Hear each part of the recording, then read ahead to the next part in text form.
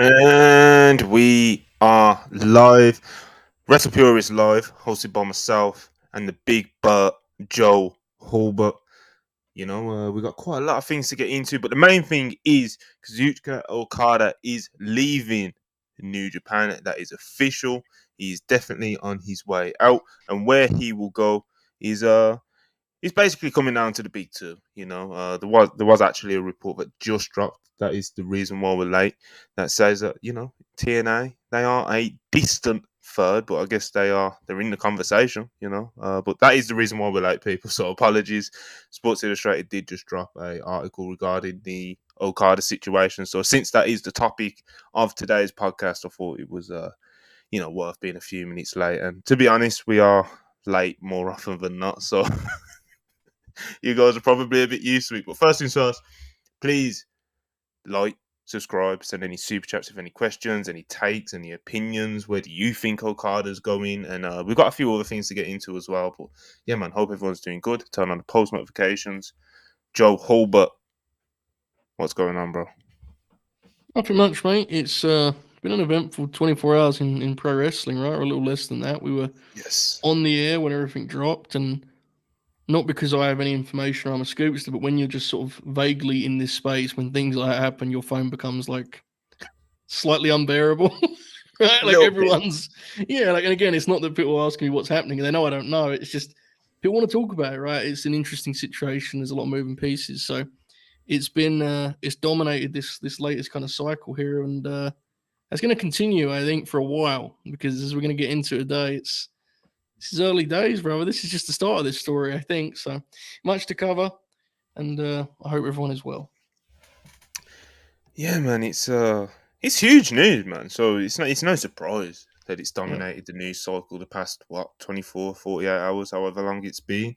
Because this is the first time it's happened. It's something that all of you know who Ibu is. Ibu's pointed out to us when we spoke about it. Like, it's something that's been pointed out many times. I think Dave Meltzer's even mentioned the possibility of it would be the first time it would happen, but that would be like the first time the top star in Japan, leaves Japan to come to America. It'd be the first time it's ever happened. Obviously, it's a very different time at the moment compared to when that may have happened in the past with other Right. top stars of Japan, because the landscape's very different now.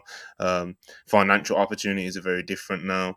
And yeah, even just the way that Japan seems to be trending doesn't look. A lot of people are quite worried. That's been quite a lot of people's reaction to this news, is people being worried about the Japanese pro wrestling landscape as a whole, because it seems like top star after top star is leaving at the moment. So um, there's some concerning things, isn't there, John? There's some concerning things There to is. ponder with this.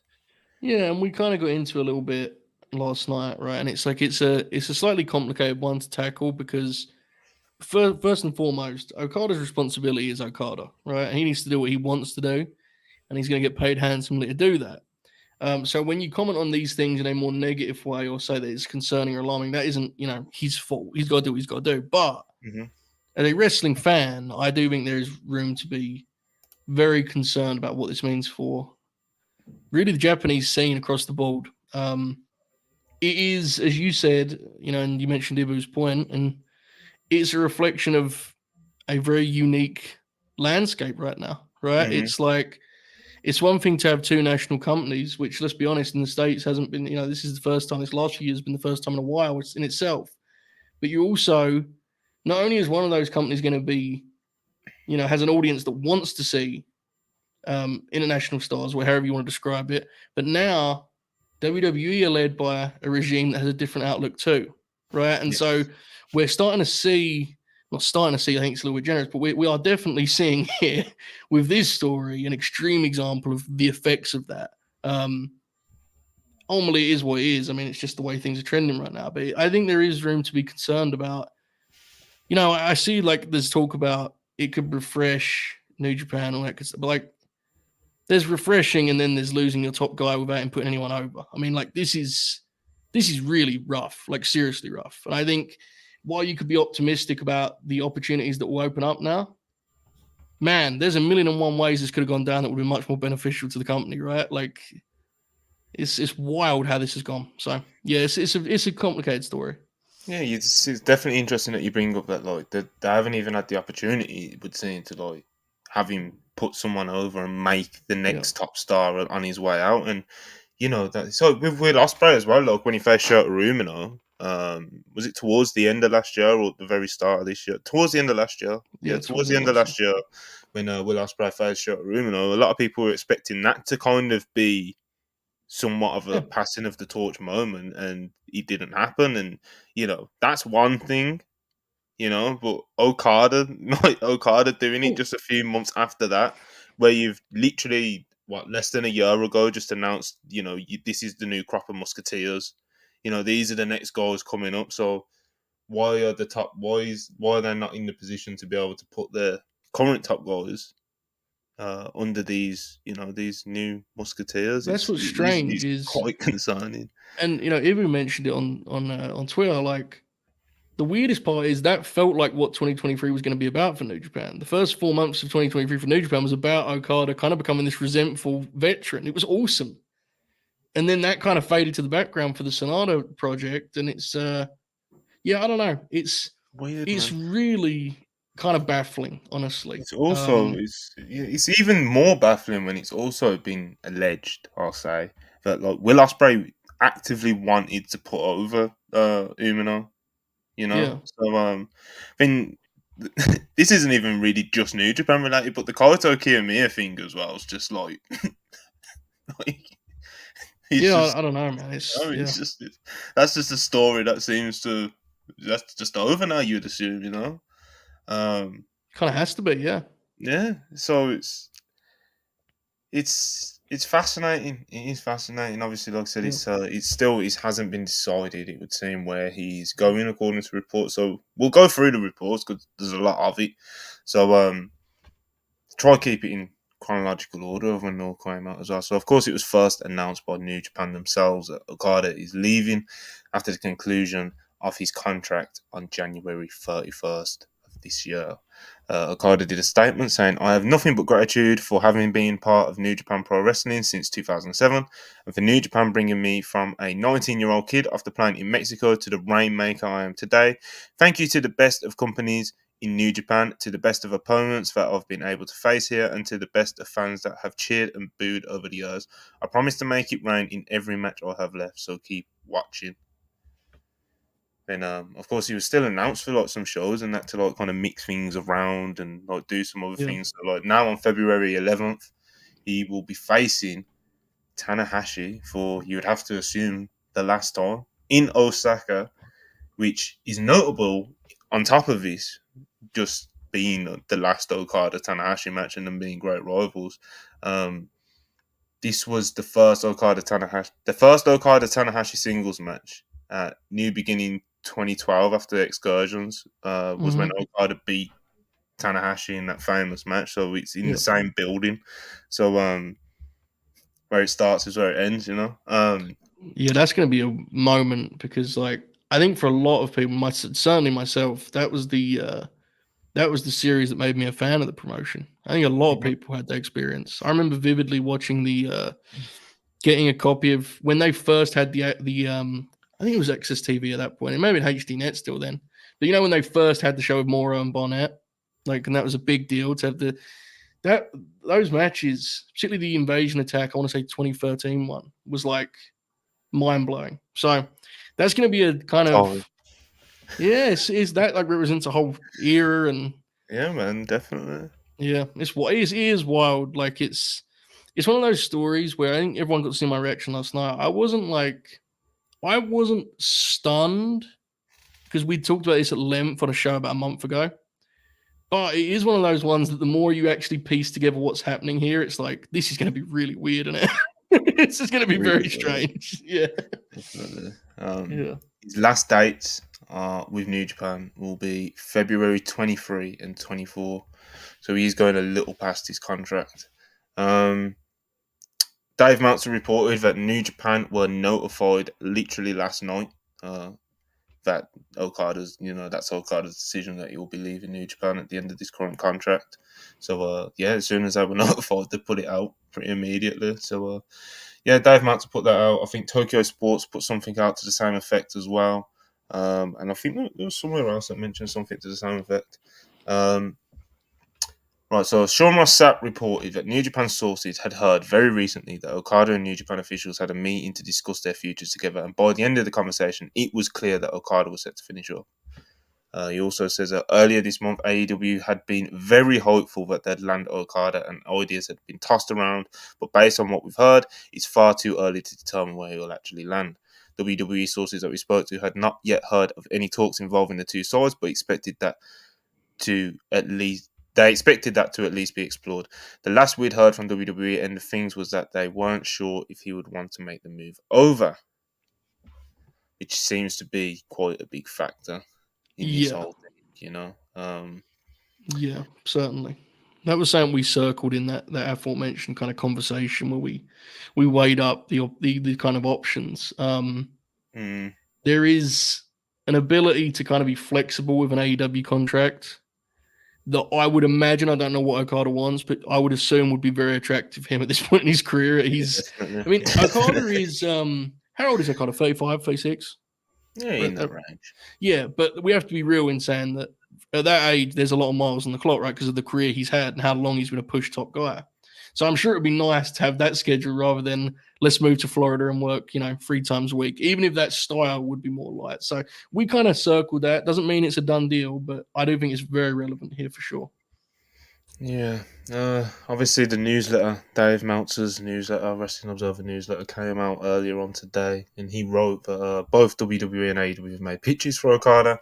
One person close to Okada said nothing has started yet, but it seems both are going to fight for him hard. It was believed that AEW has made the stronger first offer, but no contract has been signed as of press time. As noted months ago, WWE was of the belief they had a strong shot at getting him, with the idea they could convince him if he had done all he could do in Japan because of the economic differences in wrestling. The American scene is far more lucrative. Um, Also, Okada's wife, who's like a famous actor or voice actor or something Yeah. in Japan, like she was like trending like huge on Japanese Twitter. People worrying that she's gonna like move out the country and stuff like that. So, yeah, apparently, recently, according to people, she was recently learning some English or something like that as well. So, who knows? Who Mm. knows? Then, of course, most recently, the reason why we are late on this live stream is the Sports Illustrated. Sports Illustrated literally dropped an article about 40 minutes ago now. So they write that as of this moment, AEW is the favourite to land Kazuchika Okada. He has a pre-existing relationship with Tony Khan, and he visited the Dynamite October 24th. The reason for his Dynamite visit in October 2025, fucking hell, I botched that. He has a pre-existing relationship with Tony Khan, and his visit to the Dynamite on October 25 was for all intents and purposes an opportunity to see how the company operated at a live TV taping. Okada has struck a friendship with Bryan Danielson, and who has gained his trust, and he remains close with Kenny Omega and the Young Bucks. But Bryan Danielson and Okada, just talking shop. Gained his trust, brother. Wouldn't shoot on him in the ring, Yeah. Now, also, right, there is also significant interest from WWE, specifically from Triple H and Shawn Michaels. Multiple sources close to New Japan reveal that he has always wanted to perform at a WrestleMania, which is almost a Indeed. cliche at this point. It is. It is. We had a little fun with that one before we went live when you were reading the story. I kind of, we chuckled at that because it is. It's like that's thrown into every story about a guy potentially going there. Look, I don't doubt it's a real thing for a lot of guys. It is a Yeah, for very sure. it's a cool moment. But obviously, when you're talking about this kind of money and this kind of variety between offer, like that can only be so big of a factor. I think. I assume. I don't know. As we get deeper, is that like all of the news parts of No, it's this just this you read? last bit which kind of touches on which we kind of stopped on moments Yeah, ago. Where it says, yeah. again from Sports Illustrated, by the way, a point of emphasis which strongly plays into AEW's favour is that Tony Khan is willing to sign Okada regardless of where he lives. If Okada wants to continue living in Japan, he can still sign with AEW, but that would not work in WWE, where he would need to relocate to Florida. Okay, so this is an interesting scenario in that more than perhaps any free agent we're ever going to see again, Okada kind of is an example that highlights the differences between these two companies and the way they operate. Not in a better or worse way, just in the absolute contrast, even in terms of like the role he'll play, right? It's like we know how over Okada is to the AEW audience. We've seen it, we've heard it. Like he will literally slot in and be a guy they use in main event matches, and that's all well and good, and that's easy to picture in your head. The WWE part of this I find kind of fascinating because while his initial moment you think would get a big response, just because I think if it was to happen, the audience would kind of just hear buzz of this kind of mythical figure, this super wrestler from Japan, and it would get a response. The idea of an Okada type wrestler being a character on Raw is like fascinating. Like honestly, I can't even picture what that looks like. And I don't mean that. I don't think I can either. So you could. I don't mean it as like even a criticism, but like the idea of Okada like walking into the Judgment Day's locker room, like it's just strange, right? Like it's a weird thing. And so I think even more than Ospreay did, which we talked about then, like Okada kind of highlights how different the two companies are. My take on it has kind of been the same for a while, and like I'm sorry to repeat myself, folks, but you know we're looking also on the table here, right? And it's like to me, the way I look at this is Okada to WWE is very much reliant on whether or not that is specifically the challenge that Okada wants, you know? Yes. Because that could be the case. Okada could want to have a major run in WWE. That may be what he wants to do. Which would be very interesting. It's definitely not something I'd tell. If like Okada wants to come to WWE, like motivated, like yo, I'm gonna be WWE's biggest foreign star ever, and this is what I'm gonna do. Like I'm gonna create a huge legacy in this promotion. Then I think that could be very, very interesting for some of the reasons that you mentioned about just how like, weird it would be, and also just seeing what you can really do on weekly TV. You know, but for sure. But if it's not a challenge, and it's just offer to offer, it really feels like AEW are positioned here to kind of give him a really, because again, it's like with how many kind of miles on the clock for him, it's like he's going to get this absurd offer for what? How many matches would he wrestle in AEW? What are you looking at? Like 25 a year? 25? I think that's and how many of them would be 6-man? I don't know. No, I don't know. I don't 25. That's a match every other week, bro. Yeah, that's basically a match every other week. Yeah, probably less than that. So, in his contract, it probably be in that range. Though. Yeah, and like, look, I'm going to be totally transparent in saying that I don't find it like that isn't a scenario that like really excites me. I'm like, oh my god, the idea of Okada getting a tag graphic every 3 weeks on that doesn't like. But from an offer point of view, we're all agreeing that 25 would be like a bold number. He's going to be getting paid millions. They do put. They put bold numbers in the contract anyway, because I believe it was something like everyone's AEW's contract, like it's like you contracted to something like 50 matches a year, something in that range. It's like no one does that, like no one actually does that. It's just what's put in the contract. So I don't know, maybe Okada does get a little 25, but I don't think he wrestles 20. I don't think he wrestles 20. Like I don't see Okada wrestling 25 matches between now. I don't see Okada wrestling 25 matches full stop in the next 18 months, bro. Like, I don't know. I think it's more possible than we'll see what it looks like. But either way, they're so different in that way, because in WWE it would have to be a project of we are going to tell our audience why this is such a big deal. And it's gonna mean the world, so on and so forth. Whereas in AEW, he would kind of just be, he would be a guy they would lean on when it came to a Wembley Stadium, right? He'd be a big pay-per-view match guy. They're just entirely different. So fascinating. It really is a unique scenario. This, like it's a one-of-one situation. Speaking of one-of-one, Ibu of WrestlePurists. Ibu of WrestlePurists, back up Hangman, as many of you know him as. He has joined us, and this Okada news, bro. It's a lot. It's a lot. Ibu just messaged me. Not normally me and Ibu DM on WrestlePurists, not the WrestlePurists account. He messaged my personal account last night. I think he opened up with "This is sad." Like, I was like, hey, man. No. Funnier than that, I wrote, "This is very bad." Message me probably about that too. Like very it's over vibes. It's over. I kind of co-sign, to be honest. I'm just, it's Friday. I know you did your space late last night, but what's kind of been your like initial reaction, for the people, and where do you think he's ending up? Like, what's your scope on it? First and foremost, thank you for having me, guys.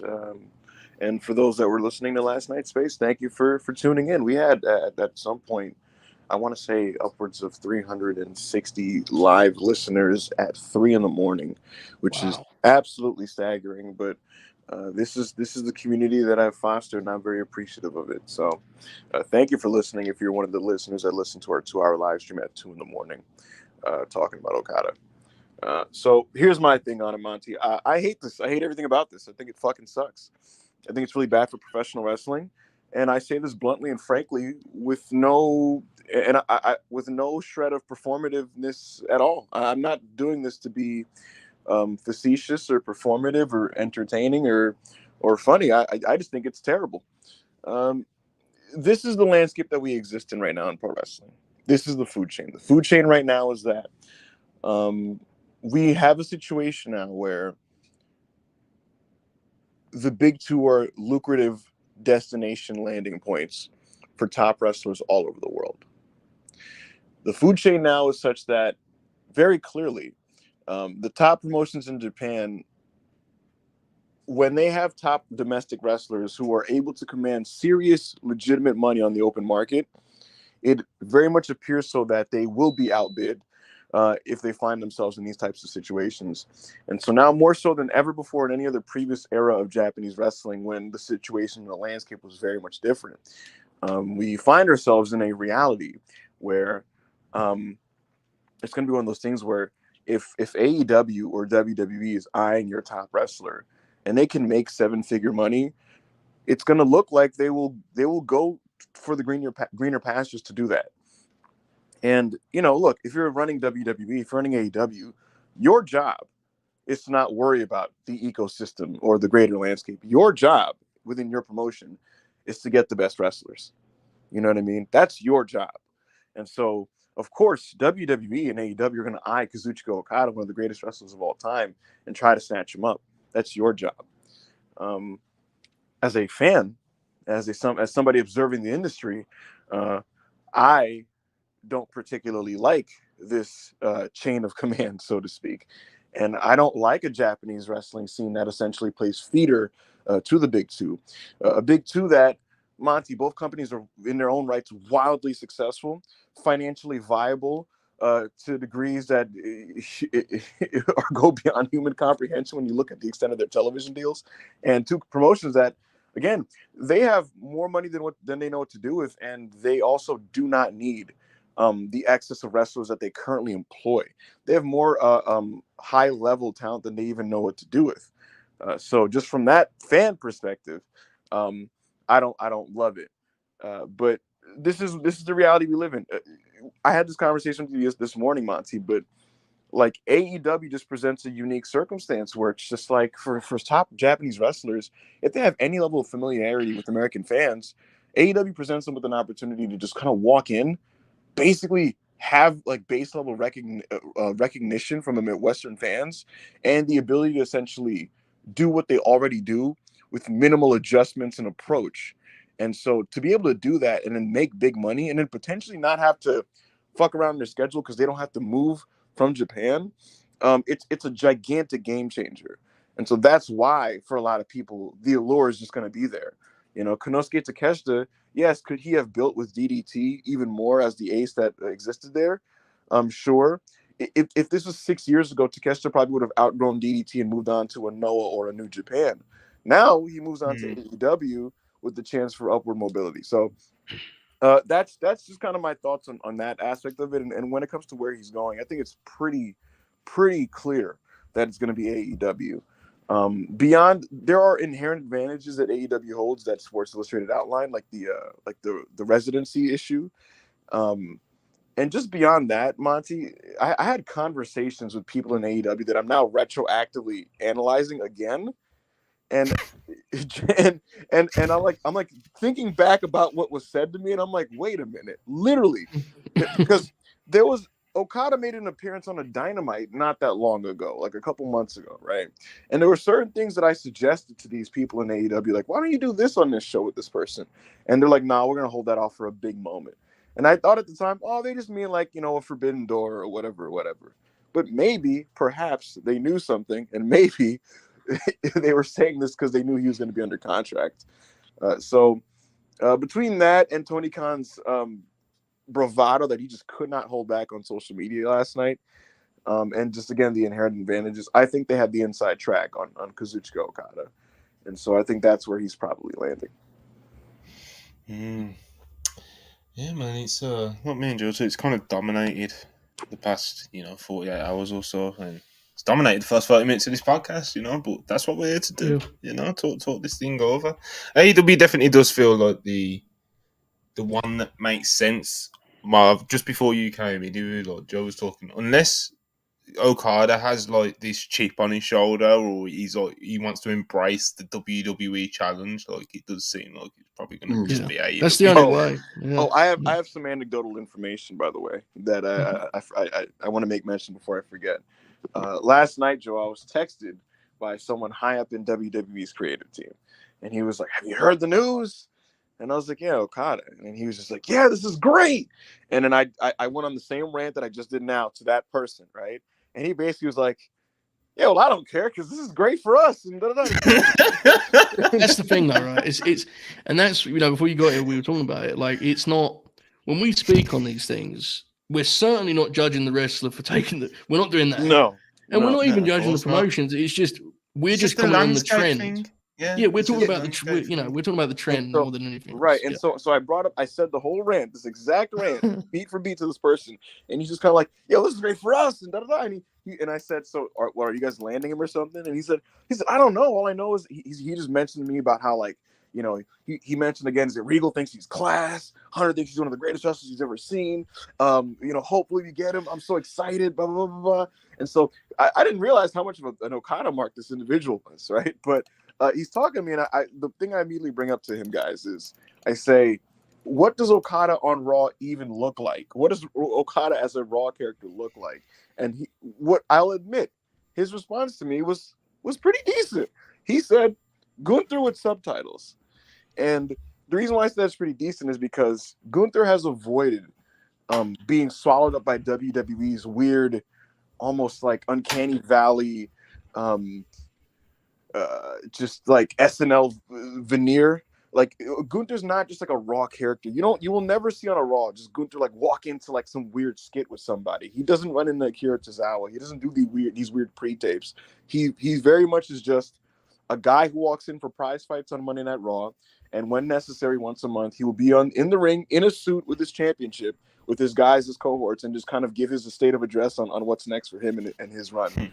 And so, like, that's what Gunther does. Gunther doesn't do like comedy. He doesn't do like weird storylines. He doesn't do that at all. And so, what this person said to me was that if we did land him, Okada's presentation would just straight up be Gunther with subtitles. I don't know. Gunther's a much more familiar archetype as a character on their TV. That doesn't mean that his performance is, but like Okada is not going to be the kind of heel menace as naturally as Gunther is. That makes, you know what I'm saying? It's like Gunther's like an evolution of that role that we've seen before.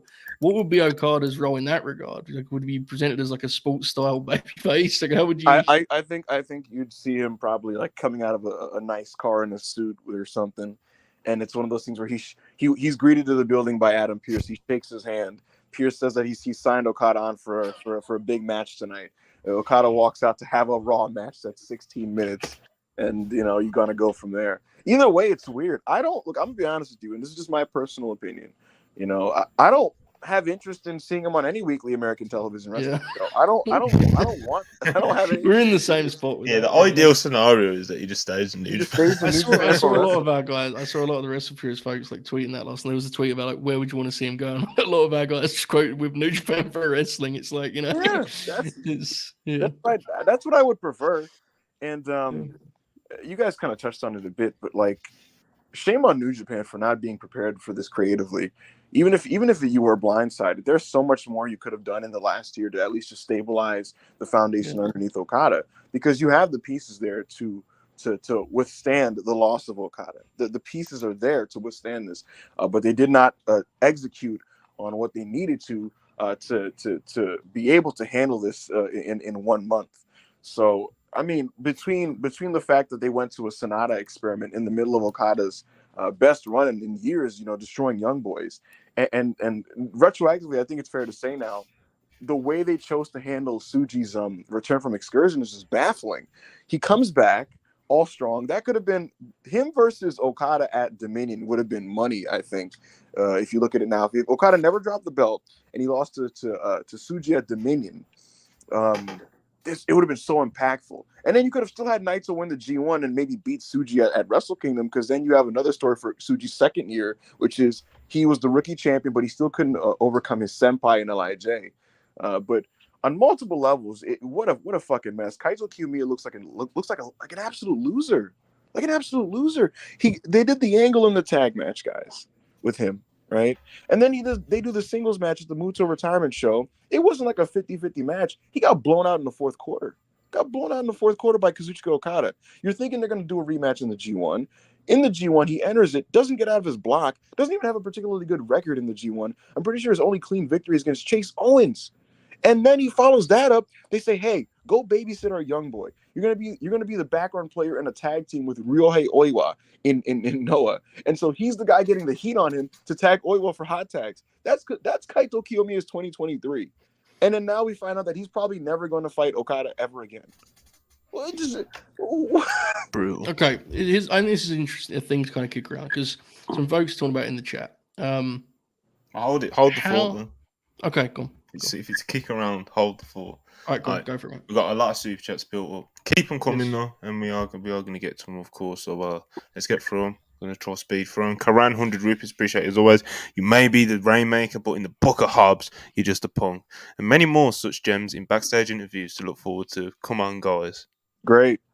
Hush 199, appreciate it as always. Okada versus Lexis King, Miz, Jinder, so many options. No. It's a spiteful start to these super chats. Hanger 98, £4.99. Appreciate it. Hope wherever Okada goes, he's kept a special attraction. Don't need him wrestling the likes of Jake Hager or The Miz just for him to get TV wins. I agree. Andy, 100 rupees. Appreciate it as always. Rewatch some stuff and feel Punk peaked higher in ring in WWE than AEW. While I love the Eddie and MJF stuff, emotional stakes never hit Money in the Bank 11 levels. I'd pick a different match, but I agree with the point. I think the Brock match and the yes, there's the Raw match of Cena, right, and the Bryan 2012 match. I think that's like his peak, to be honest. But Taker, I thought that Taker match. That's one of his best performances for sure. Yeah. David Wayman, 499, appreciate it. I know he most likely goes to AEW, but there's some sick side of me that wants him in WWE. Also, he should beat Gunther if he does go to WWE. Listen, man, like we said, if Okada really, on top of it probably being the only plausible way he goes to WWE, if he wants like this challenge of being the next top foreign star of WWE, if that's what he wants to do, I'd get behind it. It would interest the fuck out of me, and I think him versus Gunther at Mania 40 would be tremendous. So, we'll see. We'll have to wait. That's the match. We were talking before we went live. To me, that's the standout match for him in the whole promotion. I don't know what the other ones are, to be honest with you. That's, to me, is clearly the number one. I was going to say, like, that's a stylistic fit that, like, that's the one I don't worry about. Going down the line, that's when it gets a little more dicey. But what's funny to me, guys, is, like, I feel like they would be inclined to do that.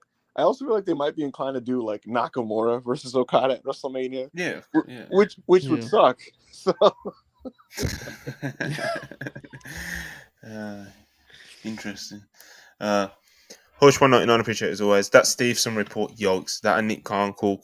So of course he's referring to PW Insider did a report last night, and it was like Gable Stevenson is basically going to be at all SmackDown tapings going forward.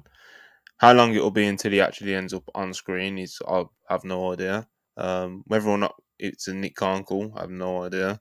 But but it's not good. No one in our circle, at least, and on the internet wrestling community, as people call it, no one wants to see him, bro. Then, like, judging off, I already went on my Gable Stevenson rant when he first started appearing on the SmackDown tapings, but you should have learnt your lesson from that Baron Corbin match, bro. The first time you put him in front of a real live audience, because they booed the shit out of him, and he takes like a 1 second Google search to find out why. They beat the fuck out of him at the SmackDown taping as well with Cedric, man. Cedric was the most over guy in the building. Like, do you know what I mean? And nothing against Cedric Alexander, but like, fucking, when does that ever happen? So yeah, I don't know what the cooking are. I think it's quite embarrassing, to be honest. But this is the business that we cover, unfortunately. Darren Walker, £2, appreciate you. Okada to beat Gunther at WrestleMania as a surprise guest. So he just beats Gunther, then goes. Joe, did you see your favorite wrestler Bronson Reed posting on social media after this news broke? Don't get me started, bro. I gotta be honest. My reaction to that was pretty nasty, so I'm gonna just leave it there. I'm not. Andy, 100 rupees, appreciate it. Oldies using the kick punch method is the finest graps. Your favorite matches in this esteemed genre? Oh man. You want to take this one first, or you want me to go first, Joe? No, go for it. I'm intrigued. But how specific are we talking with the genre? We focusing on that description, or just old fuck wrestling in general? What do you reckon?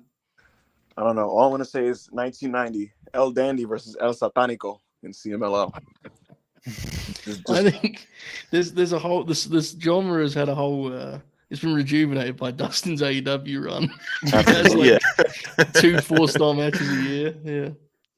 Viano Cuatro versus Atlantis 2000. God bless. Terry Funk versus Bruiser Brody in All Japan 1982. You could honestly just stop at Terry Funk versus, right? Like, Steve post Austin. 1981, Steve Austin versus Bret the Hitman Hart submission match, WrestleMania 13. Half €5, appreciate it. Is it wise to delay Mercedes' debut to Revolution to do a double debut with Okada, inject hype into AEW for short/media term to build off from All Out 2021 like? I'm not even sure if Mercedes debuts before Revolution anyway, to be honest, bro. So we'll see. We'll see. A double debut of Okada Mercedes, of course, or that would, it's quite. I'd put it's probably on the same level as Bryan and Cole, to be honest. Like, neither of them's Bryan, but they're both, I'd say, probably bigger than Cole. I would you make it because I knew where that was by going. giggling, It was spiteful. It was very spiteful, and you knew what you were doing. How was, bro? Mercedes and Okada are bigger than. It's not that what you're saying is false. It's that it was very apparent where that was headed, because as soon as you started doing the comparison, Bebe was left hanging. But nonetheless, I would do one of them, because it's the Sting retirement is already like going to be one of the big stories that night. So I think when you have 2 stars, why, as great as it was at All Out, I don't think you need to. Kind of dilute your pops that way, Matt Hennessy, €5.99, appreciate that. Was hoping he would stay in New Japan. While I think he will go to AEW with how good the WWE product has been under Hunter, I'm rooting for WWE to sign him. It's definitely. I think WWE is far more like interesting. What AEW is, of course, more of a natural fit. In the sense that I don't fully know what him on Raw looks like, and it's fascinating. Science experiment. I have a decent idea what Okada AEW looks like. I think. Yeah, there's a novelty to the WWE run. That's what I think. We should probably be careful using the word interesting necessarily, because I do like it may not be interesting at all. Actually, it's just kind of intriguing, I guess. Right? There's something like kind of weird and quirky about it. Yes. I was discussing this last night in the space. Either company, what does an Okada 13-minute TV match even look like? and we were laughing about it because we were saying at minute 13, guys, Okada's still warming his car up, and putting keys in, Yeah. and you know what I mean, and picking a tune for the road. That's Okada's minute 13. He doesn't get to the drop kick until minute 26. So what does 13 minutes of Okada look like? There's also like a lot of his in AEW. I think is fine because they're so familiar with his hits that he can like do greatest hits and be okay, But like putting together a match with him on Raw where you're trying to like get him over as the world's best wrestler is like I have no idea how you do that or what that looks like, Now, Because Okada is for all of his strengths, he hasn't got offense that's like, holy shit, did you just see that? Right? He's not who he is. That's the thing, because for example, guys, Drop kick. Keiji Muto for the last 60% of his career, he was known to do these very long main event wrestling matches, and he was a bit of a headlock merchant, guys, in the first 10 minutes, and then he'd get to his stuff. And when he was the great Muta in NWA/WCW, he had to condense his approach because most of his matches, especially on TV, his TV matches were never over like 5 minutes, and his pay-per-view matches are maybe 13 to 16 minutes, right? But I thought it actually worked because his hits, guys, were flashy and dynamic, especially at the time. It's the flushing elbow thing that he would do, and the space rolling elbow, like where he'd do that double backflip across the ring to the elbow on the corner, the moonsault. Like these are explosive and dynamic wrestling moves, So like condensing that was like, wow, who is this guy, But Okada, you condense that, and it's it's the drop kick, he does the Rainmaker pose, he does, he won't be doing the tombstone to pick a dude up afterwards. I'll tell you that much for sure, bro. Me and Mark will be on the phone right away about that. Not the same Push thing. 199. Any guesses what Triple H and TK will pay Okada? I think he's gonna make 7 figures. Yeah, I don't think that's a very brave estimate. Yeah, of course he's going to be making 7 figures. Especially since he's signed Probably up with is anyway, isn't it? Probably. He signed a big Barry B.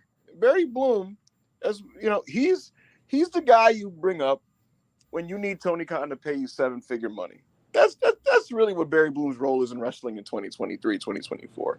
If we're being completely honest here, it's like signing to LeBron's agency, Clutch Sports. You go to Clutch because you want big money and you want to potentially be moved to a team that LeBron plays on, and it's happening in plain sight. And you wonder like, what's the legality of that? But it's apparently allowed. So there you go. Anjan, $2. Appreciate you. Leaving New Japan sucks and WWE is not where I want him. Jonathan Gomez, $1.99. Okada answering the Cope Open 840, y'all. I might rule actually. That's also a science experiment. Yeah. Will Chisholm, $5. Appreciate it. At some point, how long will New Japan keep working with AEW to keep taking their top talent? They're not taking them. Like, I think that's like a misconception people are like having.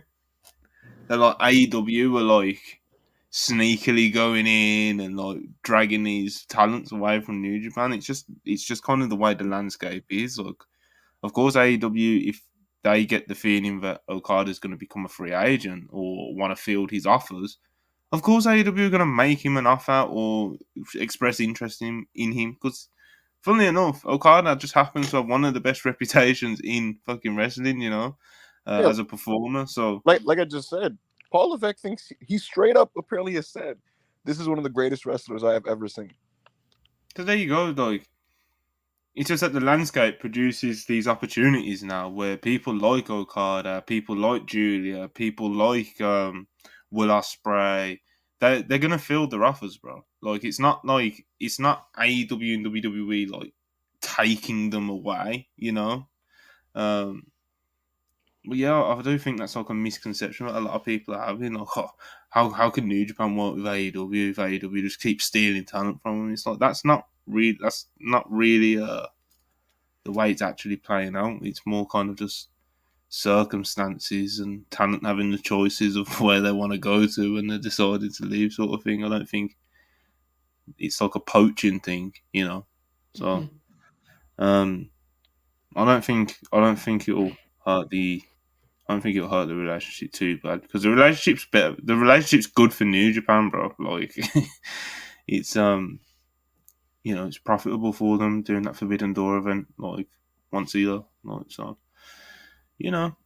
Anyway, Riley Walker, $5. Appreciate you. I think a big takeaway from the Okada news is Gato butchering of having Okada put the young guys over the past year.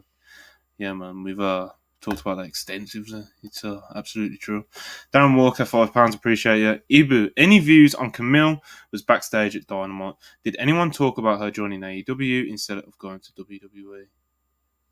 I didn't hear anything about Camille backstage. I mean, I know that she was there, but I didn't really hear anything. Yeah, she was just. I can't remember if it was Mike Johnson or Dave or Sean or someone put out a report where it was basically just more like she was just kind of like visiting,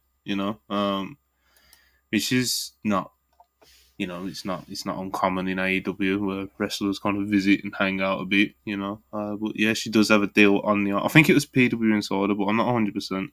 But yeah, she does have a WWE offer on the table for NXT, and no word yet if that's been accepted or not. So we'll see. We'll see how it goes. So Jizzle $2, appreciate it as always. Can't be that sad about wrestlers making money. Yeah, man.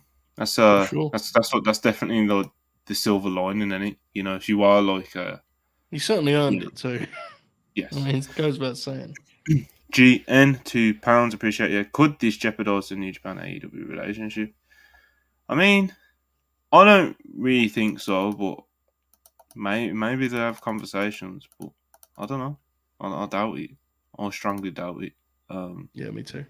Because like New Japan will want to use Okada in it, so exactly. It's like, do you know what I mean? So yeah, it kind of would almost make them more reliant in some ways because they're going to need some help, right? So the building they're running in Chicago is a big building, and Moxley being in the main event, if they are going to move a lot of tickets, they're going to need that help there, right? So like it's a complicated thing, yeah. Hush $4.99, appreciate it as always. Would WWE give Okada a Logan Paul / Lesnar type of contract? I don't know about money wise, but schedule 10 matches, big 4 pay-per-view market, and market him the biggest foreign star. I actually could see that. Yeah, I could see. See, that was what I was going to ask to kick around. Is like, do they want him to the degree where they're willing to do, frankly, some kind of things they generally haven't done with a talent like this? As great as Okada is, it's not something they've generally done, historically. But are they willing to be more flexible with this offer? That could be interesting. I could only because it would actually ease a lot of potential creative headaches, to be honest with you. And yeah, I mean, look, Nakamura, if you go back to his handling in 2016, he wasn't on every single week's TV of NXT. He did his vignettes and he popped in and out, and he had maybe a match every 5-6 weeks. So he was still on the loops though, right? It's like, yeah. Oh yeah. Oh, if you're talking about like literally working and doing his job, yeah. When it comes to like on-screen presentation, like for sure, yeah, he was the looming presence that what I mean, was summoned, so to speak. So I could see him on like not like a Roman Reigns schedule, but like he's just less around than like the weekly guy. Yeah, I could see him getting some favourable schedule wherever he goes, to be honest. Master 94 $1.99, appreciate it as always. Did Okada politic to not job to young guys? I don't. Obviously, it's impossible to know because I can't fucking ask him directly. I don't think so. And the impression, like I was talking earlier about the Will Ospreay thing, like Will Ospreay wanted to put Shota over, and they're just like, nah, you're going over the young guy, brother. Gotta do this Finley triple threat, brother. Yeah. So I don't know, but obviously, as we've mentioned a couple of times, it seemed like the kind of arc that Okada was on early in the year of him being kind of the guy who was like dismissive and wanted to keep his spot away from the young guys. That got derailed before like the Sonada project. You know what I mean? So I think it was probably who knows.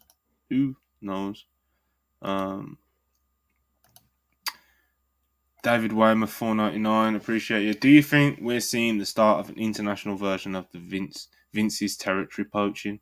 No. I hope not. Yeah. GN £2, appreciate you. Fear not, wanted man will carry both New Japan and TNA. He might have to. Many are saying this, you know. Many are saying this. Showtime Spurs, $5, appreciate you as always. The year is 2026. Jack Perryism has brought a new golden age to Japanese wrestling. Jack Perry and Hook for the IWGP title sells out the Tokyo Dome. You're Maybe the junior belt. you're smoking some strong shit, bro. That's imagination right there. Will Chisholm, $2, appreciate you. We know Cody already pitching a match with Okada. Cody's about the money, brother. You know, Cody's all about the money. Karan, 100 rupees, appreciate it. Okada versus Dom gonna have a heated 8 minutes on a Raw with Mommy Chance at the midpoint. Locked in, brother. Karan's getting some stick pops out of this. Rhea does like the thing where she like waves at him and he does like a big cell in the middle of the ring. Kevin Patrick is tired on commentary. You know, the hits, brother. WrestlePurists Fabrizio Romano, the top reporter in all of sports journalism. $5, appreciate you. Breaking talks ongoing between Okada and Imperium. Triple H is looking to create a tag team of Okada and Gunther called The Axis. No, here we go yet. That's crazy, bro. That's crazy. Will Chisholm, $4, appreciate you. I'd like to see Okada versus Randy Orton. People used to say Okada is Randy if Randy cared in his 20s. That would rule, yeah. I mean, I know it would actually rule, but I would pretend it ruled because you have to do these things. Yeah, I'd love to see it. Randall, mate, you know? Yeah. I don't think I'll ever say anything slanderous about Randy Orton ever again, you know? That would be the most well-worked 3 1/4 you have ever seen. It really... when the crowd when Randy hits his 5 moves of doom, you know, the crowd comes up. Both guys agreeing and to like not do any of their signature offense until about 15 minutes in, you know. The big stare down at the start of the match, like the bell rings and they just stay in their corner, you know. They're both about like 6'3", 6'4" too. Yeah. It'd be the most. Okada's a merchant for that as well, bro. Like, just Oh yeah, he loves it, you know. I'd love to get some stats on how many minutes Okada has spent just staring at someone in the ring, you know. Probably looking at hours at this point. You know? I was talking to someone last night about like the matches in WWE, and they said Cena, and like my brain like exploded at what this match would look like. That just sounds like the funniest possible.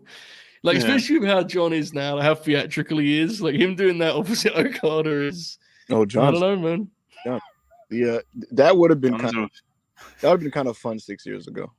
John's a full blown like thespian now. You know, he's a cartoon character, right? Mazfan 84,199, appreciate it. Okada versus Orton Raw main equals 5 back bumps, 5 minutes money clip. 5-minute money clip. 5 might be too many on the bumps front, but yeah. Listen, I think Randy Orton has taken less than 10 bumps since coming back. I feel pretty confident in saying that. He is so over too. It doesn't even matter. It's crazy. It literally doesn't matter. It's not like you're watching like, oh, Randy looks slow and beat up. Because he can just, as long as he can execute his stuff well, it's like you can book around it, right? It's fun. And out of those less than, let's say he's done 9, took 9 bumps. 5 of those have been RKOs. So. Yeah. Will Chisholm, $4, appreciate you. It was funny seeing AEW fans telling Tony to fight back and try to get Julia. Hey man, Julia's a big sign, brother. Caster Shell, 999, appreciate you. Shout out to all y'all and my boy Ibu. I'm buried in snow in the city right now. No Tony Khan. This Okada news got me hype. What possible Okada match or feud are all of you most excited for, WWE or AEW? None. No, there's got to be a match. Like gun to your head, you know, you got to pick one person from WWE. Yeah, there's still some cool matches. Gunther Okada would be really cool. I would love to see Kenny Omega and Okada run it back at Wembley Stadium. Yep. Outside of that, I sincerely don't care. So Joe and Okada, they wrestled in like an indie show in like 2011, I think. No, I don't want to say that. Samoa Joe Okada is my language, you know. That's the thing with Okada Joe is that it'd be cool if it was the Joe layout where Joe just destroys you and then you have to fight back within the space of 9 minutes. That would be very, very interesting. A traditional main event wrestling match with Okada and Joe versus is something that does not interest me. Songanda Chonko, 35. Apologies, I don't know the currency. Ibu, does Triple H not rate Braun? Is that why he hasn't got the call? If he pushes Stevenson over him, I might put Trips on fraud alert low in the gym right now. We're jumping the gun there a little bit, but yeah, you're jumping the gun. Just a bit. He does think Braun's a stud. What's the delay for his call up? I'm not quite sure personally, but there isn't a natural spot for him. That's right now. And when I was having a conversation about this, it was one of those things where it's just like they have set plans right now, and if they throw him in right now in the mix, he wouldn't be able to sink his teeth into anything super concrete with what we already got set up for certain guys, because they now apparently plot these storylines months in advance. Allegedly, this is what was said to me. Like, for example, so the plans for Survivor Series, right, were set up in like right after SummerSlam. Which, to be fair, I did notice that they were doing a Judgment Day War Games in like September's, so we'll see. But when I asked about Braun, the last thing I heard was that Paul Heyman has an unconventional idea for him. So we'll see what that means. That was ages ago now. So it was. Paulie and unconventional idea is a dangerous recipe, brother. Yeah, man. Yeah, it's kind of scary. Hush 199, that Seth report surely is a work, right? Well, we was going to leave this until after we finish these super chats, and we've only got a few left, and it's now been brought up via super chat, so I guess we have to we'll just get straight to it, man. Seth Rollins update from WrestleVotes, who has been known to be very reliable, to be honest, when it comes to their scooping. So, WrestleVotes tweeted 14 minutes ago, I'm told the plan as of now is for Seth Rollins to address his health and future as world champion this Monday night on Raw. My God. Which is concerning. Yeah. Bro. I sincerely hope that he's okay. I know we have a lot of fun, and Seth's not my favorite wrestler, but that would be fucking brutal, man. I don't want that for that dude. That'd be awful. Yeah, this would have okay. Finally, look, at the end of the day, he's had a long run in WWE, and I would be happy for him to at least in his mind get that Mania main event that he always felt he wanted. So yeah, two birds, one stone. He got the main event. Punk got the main event. That would have been a super heated match. To lose that would really fucking suck. Yeah. And what if it is just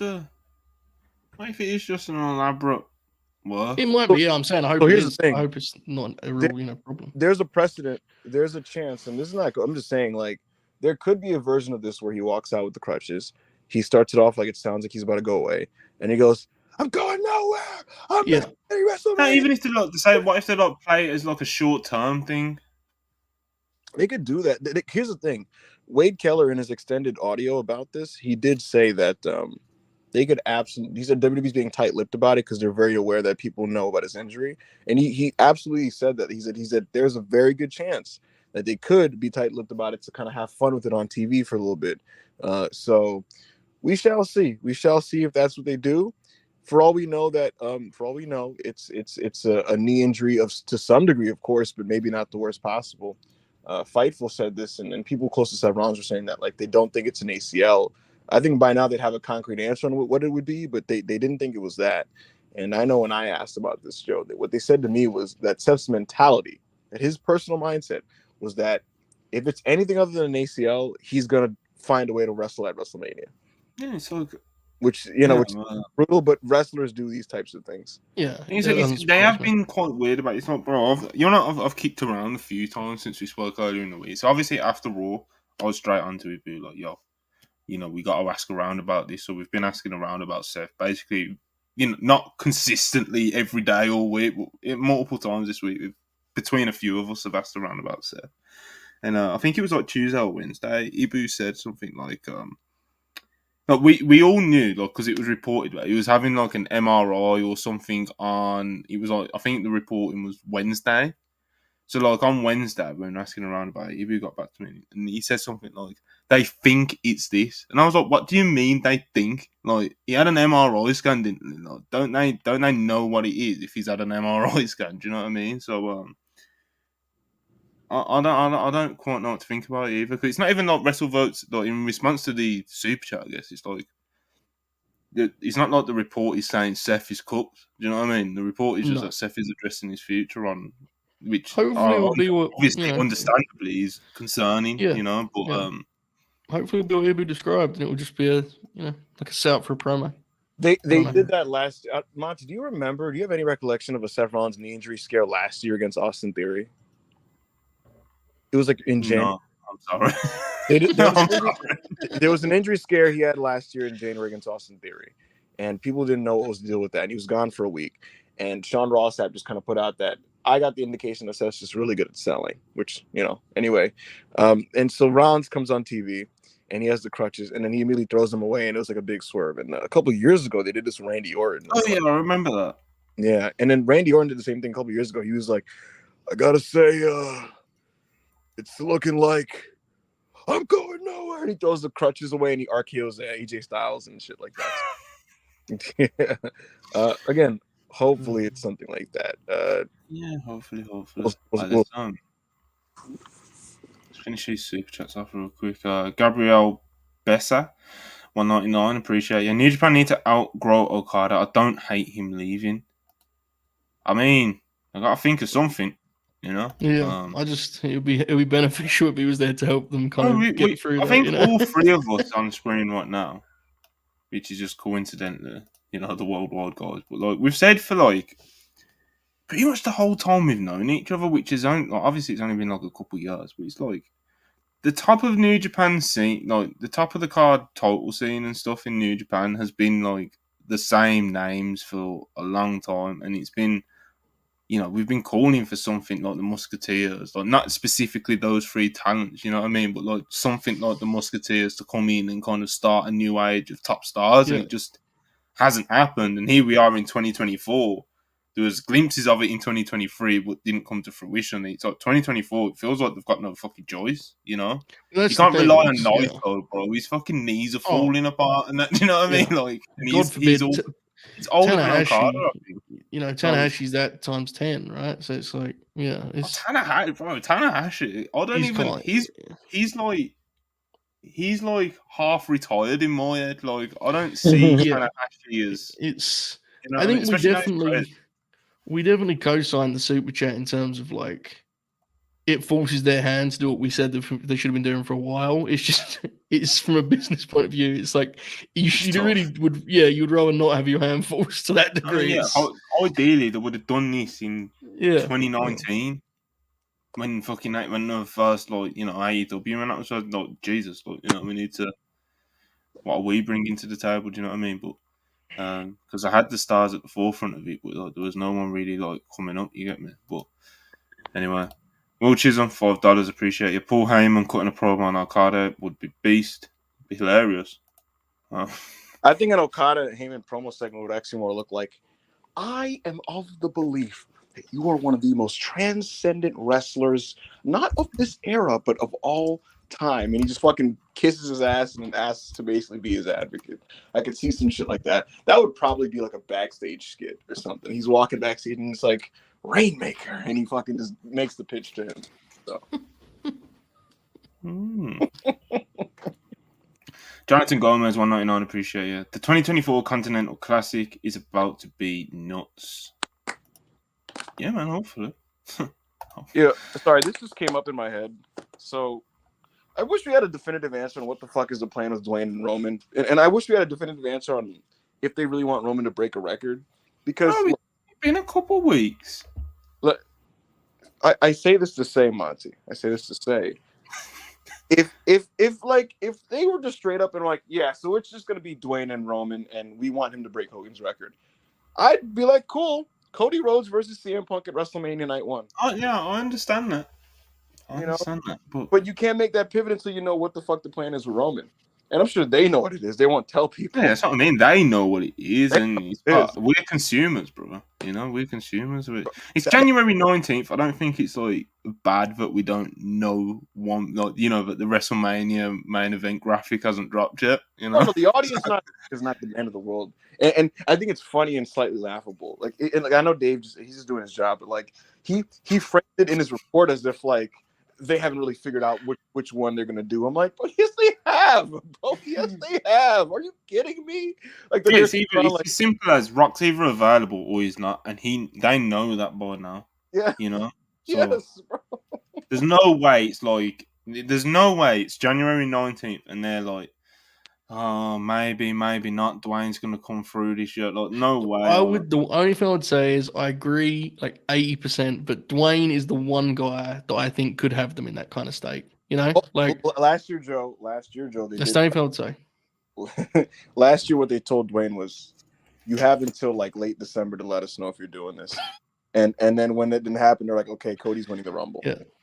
Because once he's almost certainly right. I'm just saying, if there's one guy who would have them in the state of like, shouldn't we? One person you can feasibly imagine having them fucking by the balls like that. Themselves. Yeah, it's obviously Dwayne the Rock Johnson. They've wanted Rock Roman for years at this point, right? Mm-hmm. That was always something they wanted to do. So they'll be thirsty about it, you know, like yes. I'm still sticking by my prediction I made on stream with Joe. What was your final prediction? He just doesn't wrestle.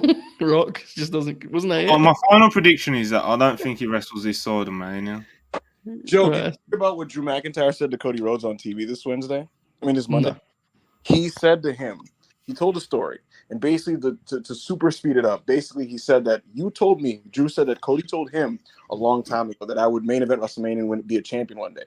And fast forward, and this is before he got released, he said, fast forward, I have now done this. I have now won championships twice in that main event Mania.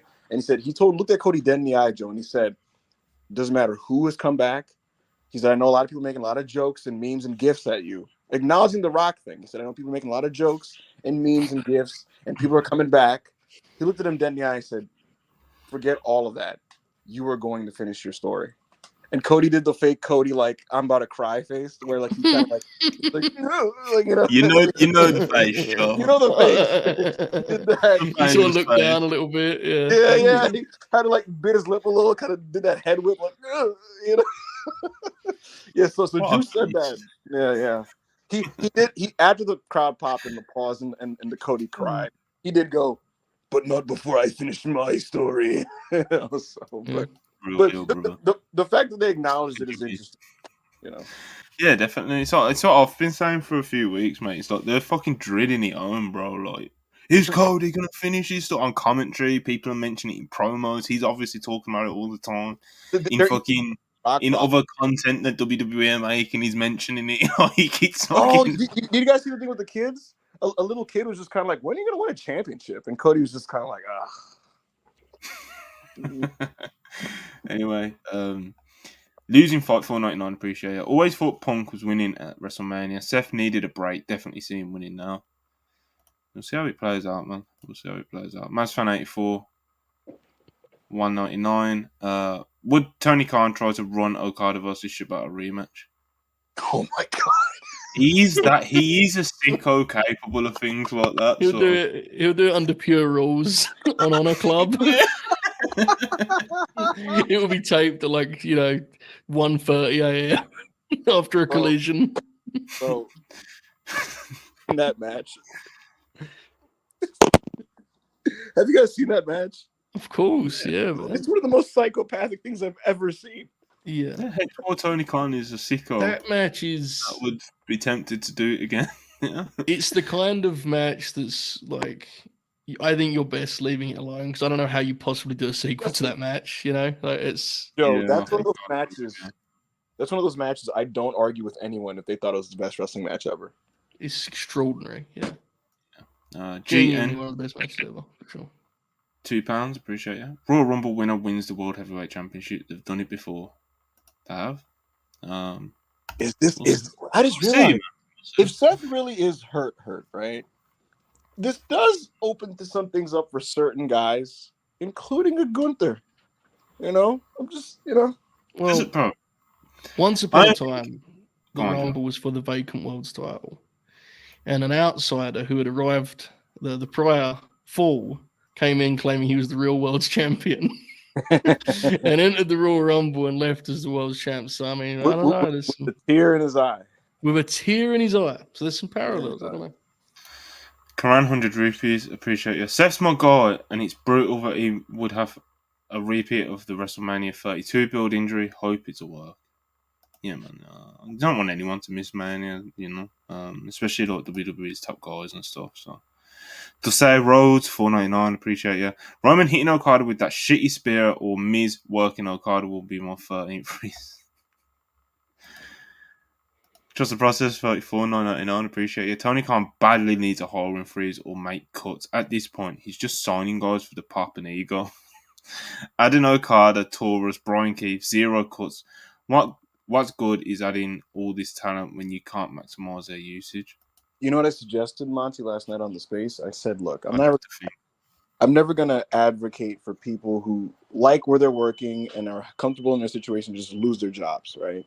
But you know what I do think would be a kind of a productive system is if they did some type of exercise twice a year where they notify the talent that if you let us know, if you let HR know ahead of time that you would like to be released from your contract, and maybe then it can be submitted for approval by some type of board or whatever, and then AEW then works throughout the next maybe 6 to 8 weeks to phase you out of their TV and storylines and then relinquish you from the contract. Some type of system like that, where it's almost like the talent voices they would like to leave, AEW goes through AEW's decision makers, and then they kind of phase you out. I don't think that would be the worst thing in the world, personally, with the depth of the roster at the moment. Just a process 34, 4.99, appreciating. Adding guys just to throw him in 6 months and give him busy work. Jay's still waiting for his push. Take Swerve, Hangman. Gonna see plenty underwhelming pushes. We'll see how it plays out, but there is a lot of very talented people to try and juggle, Alright, we're just talking about signing, so I'm gonna kind of give the latest updates from reports and stuff regarding AEW signings. So Lucha Blog and Dave Meltzer have now reported that Black Taurus has a AEW/ROH deal, but he probably needs to change his name as Triple H owns the Taurus gimmick. And I believe the Black Taurus gimmick is just an extension of Taurus that he does for his US date. So I don't think that's going to work either. So we'll see what the thinking is there. Vikingo has signed a new AAA deal, which I don't think many people were actually expecting, to be honest. At least our friends, I don't know. We're not like super tapped into Lucha and stuff, but Vikingo signed a new deal with AAA. Will Ospreay, of course, signed with AEW. He will be on AEW Revolution and an AEW TV regular in Feb. What else have we got? Mercedes Moné. Some people in AEW expect Mercedes Moné to be coming in after she's finished some acting commitments. Dave Meltzer also said something about some people in WWE still think there's a chance she's at the Rumble, but I think that's just kind of just people just being like me. Like I still think there's like a chance, like there's a slight chance, I guess, because it's Mercedes Moné and I'll never lock in any sort of prediction with her. So. I don't know, Dave. Y'all been worked before. Then Dave Meltzer reported in Wrestling Observer newsletter that Brian Keith also has an AEW deal, but I'm just going to put a little asterisk next to that for now, because when we aggregated that and put it out on the WrestlePurists page, received a very interesting message from someone who would obviously know, and just need to double check a few things before obviously Dave's reported it, but for myself to leave it, there's I just need to double check a few things. But Dave has reported that he has got an AEW deal, but like I said, little skeptical, but it could be the case. I'm not saying it's not true. It's just for sure. There's also like a lot of there's an ongoing kind of disconnect at times when it's reported about like what a deal is in AEW, because there are so many different versions of that too. No, so it's kind of Dave actually even put like it's not said whether it's a per appearance deal or a full on deal, and this person still reached out to me and was Oh, really? Yeah. Well, Yeah. because So I know the per appearance thing happens sometimes. They get reported, and the rest is like, no. So yeah. I'll tell you what. I think I thought he was signed to a tiered deal just on the fact that they were flying him out to TVs. yeah, he's been traveling Yeah. with AEW. We know that because he's been at the tape. He's wrestled on most of them. Yeah. So Yeah. And I mean, the indies that he would work for, they've announced like that that he's withdrawn from certain indies because of an opportunity that he's getting, and they were like, we support Brian Keith. So the writing on the wall very much seemed to me that okay, so he's signed to some type of tiered AEW contract, and and he's going to try to grow from there. So that's what it looked like. So he's in Japan at the moment with DDT. I think he's with. Yeah, I'm gonna check that Which out. has always been a career goal for him.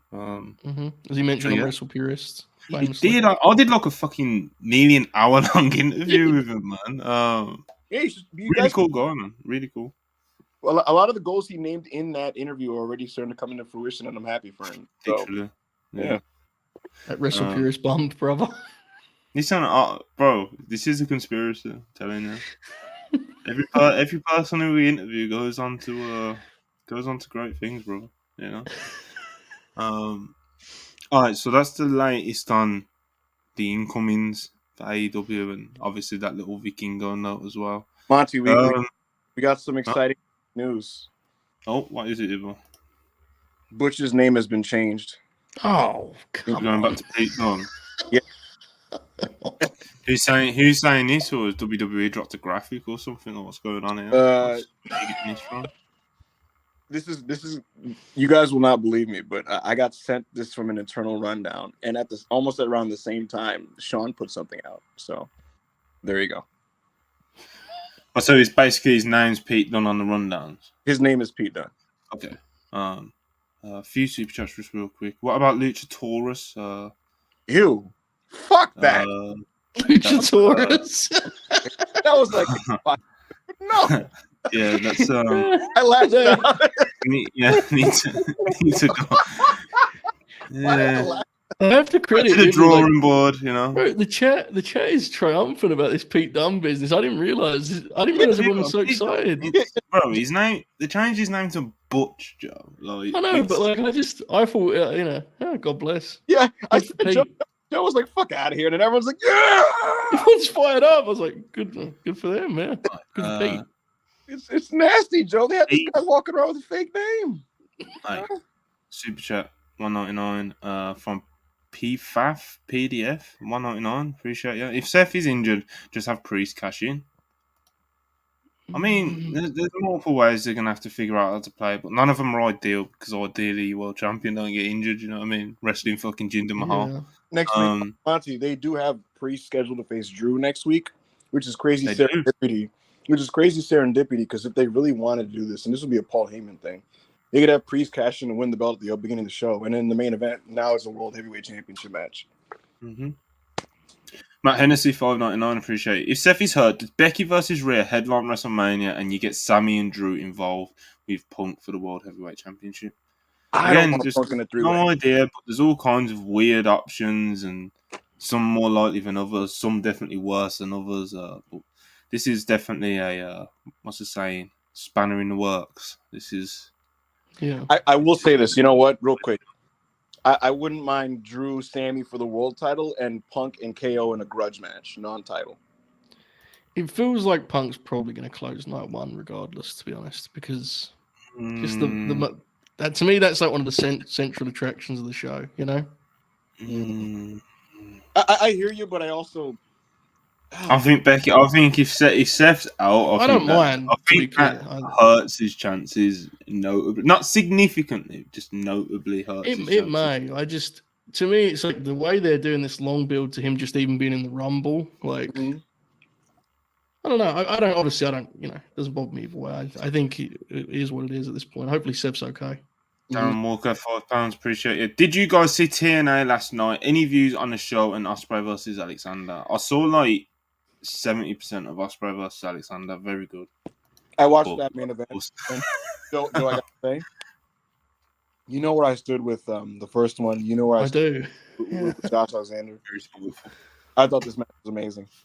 Yeah, I saw clips. I need to watch the whole thing. It'll be in the match card, I'm pretty sure. Yeah. Grant Hudson, 1999. Appreciate you very much, brother. AEW makes the most sense for Okada, but if Seth is cooked and he does go to WWE, could you see Hunter putting the World Heavyweight Championship on Okada right away and doing Punk versus Okada at What one the instead? hell? Okada versus Gunther is the match I'd want to see, though. Could you imagine if like Okada was like a panic signing to replace Seth Rollins? like that was how they did it, you know? Winning the big gold in like Yeah, Perth, Australia. None of these suggestions have been the same regarding like Seth Rollins' injury. So it's like, who knows, man? It's just None of us like have mentioned Austin too, right? The chat's talking about Austin a lot, so ooh, like I said, a lot of possibilities, man. Steve's price has just gone up, brother. Punk did meet with him a while back now, maybe a month ago. But when I asked about that, it was very much they're just hanging out, and it's kind of like okay. And the indication I got was one of those like Steve Austin. Like this is how I visualize it, right? Was Steve Austin on the porch? They're waffling about wrestling, but when it was one of those like, "Are you serious about these things?" It's one of those like, "I'll let you know," type of things, you know. So it didn't seem like they were going to do the match this year, to be honest. But yep, the price of the brick has gone up now, you know, and Yes. you know, so I mean, it's doubled. yeah, exactly. Will Chisholm, $5. Appreciate that. Will Gunther get his name back, or is it too far gone with that? I think it's too far gone. I don't think there's like an actual bro. I think it was more. I think like the change from Walter to Gunther was more kind of a shock value thing, you know.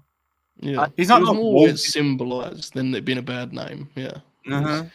people were mad about where like kind of that being a thing Whereas they do like rather than Butch is a terrible name. whereas Right? Butch is like Awful that needs name, addressing, mate. You know. Yeah. like, So here I got a suit for you guys. Paul Levesque offered him to change his name back like in the second week of his regime.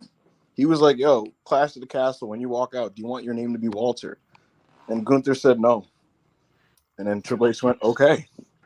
he makes his decision and stands by It was remember the moment where Vinci was reintroduced as part of Imperium as the third person? Because remember he was in NXT. In that moment, it was like the Imperium trio was reunited. That was also going to be the moment where he got his name back, and he didn't want it. That would have been interesting for like that. The reactions to that would have been awesome. I think in Cardiff, you know. Oh, it's would have been cool. The Imperium team, and it's like the way it was described to me was like it's gonna say Gunther, then the name was gonna dissipate on the graphic and just say Walter, and it's like, oh, I honestly think like I don't know if it's sacrilege, but I honestly think that his name now is better. But you know, it's like I could totally get why people were connected and why they didn't like the change, because at the time when they did the change, it was a rough stretch, right? So I get it, and his outlook looked bleak because like it was main roster for nobody was clicking, you know what I mean? So. All right, PKO 199. Twitter memes and pride derailed WrestleMania. I mean, the match was I think the match was actually booked before the fucking. Yeah, because that's what Tony Khan kicked off about, ain't it? You know what I mean? But it was gonna be like some short bullshit. But yeah, he's right though. Like I said, bro, it's brutal. When your world champion gets injured on a random defense versus Jinder Mahal, there's not really a positive outlook on that, you know. Will choose on $5. Appreciate it. TNA was good, but TNA have to be TNA. That Dana Brooke promo was weird. I mean, her name is Ash by Elegance, so get it right, you know.